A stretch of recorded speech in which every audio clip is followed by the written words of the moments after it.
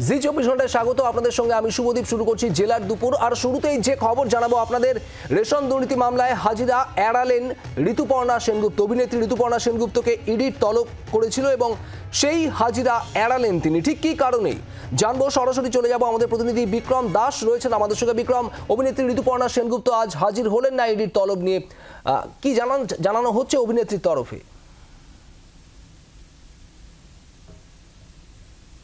দেখো, রেশন দুর্নীতি মামলায় এবার ঋতুপর্ণা সেনগুপ্ত অভিনেত্রী, তাকে তলব করা হয়েছিল এনফোর্সমেন্ট ডিরেক্টরেটের তরফে সিজিও কমপ্লেক্সে, এবং তাকে বলা হয়েছিল বেলা 11টার সময় আসার জন্য। এরপরে যেটা আমরা জানতে পাচ্ছি যে তার বেশ কিছুক্ষণ পর, অর্থাৎ নির্ধারিত সময়ের বেশ কিছুক্ষণ পর ঋতুপর্ণা সেনগুপ্তের তরফ থেকে একটি মেল করা হয় এনফোর্সমেন্ট ডিরেক্টরেটের তদন্তকারী আধিকারিককে, এবং সেখানে বলা হয় যে আজকে তার শিডিউল্ড এবং নির্ধারিত কিছু কাজকর্ম রয়েছে, বিশেষ করে প্রফেশনাল কাজকর্ম রয়েছে, সেই কারণে তিনি কিন্তু আসতে পারবেন না। পরবর্তী ক্ষেত্রে তিনি আসবেন, এমনটাই কিন্তু ঋতুপর্ণা সেনগুপ্তের তরফ থেকে এই মেল করে জানানো হয়েছে, এবং তিনি জানিয়েছেন যে তিনি সব রকমেরই তদন্তে সহযোগিতা করবেন। অপরদিকে যেটা এনফোর্সমেন্ট ডিরেক্টরেট সূত্রের খবর, যে রেশন দুর্নীতি তদন্ত করতে গিয়ে একাধিক টেস্টিমনি তারা খতিয়ে দেখেছেন, একাধিক স্টেটমেন্ট তারা খতিয়ে দেখে ঋতুপর্ণা সেনগুপ্ত সেখানে নাম উঠে আসছে, এবং তিনি তার কাছে কোনো রকমভাবে এই প্রসিডস অফ ক্রাইম বা দুর্নীতির টাকা গিয়ে পৌঁছেছিল কিনা সেই বিষয়টাই কিন্তু ভেরিফাই করতে চান তদন্তকারী আধিকারিকরা। সেই কারণে ঋতুপর্ণা সেনগুপ্তকে তারা জিজ্ঞাসাবাদ করতে চান। আপাতত ঋতুপর্ণা সেনগুপ্তর যে স্টেটমেন্ট বা তার যে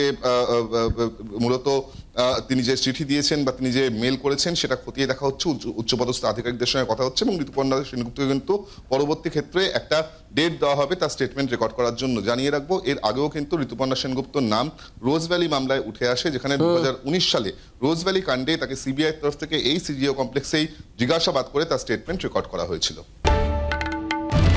বাংলার আওয়াজ, বাঙালির আবেগ, জি24 ঘন্টা।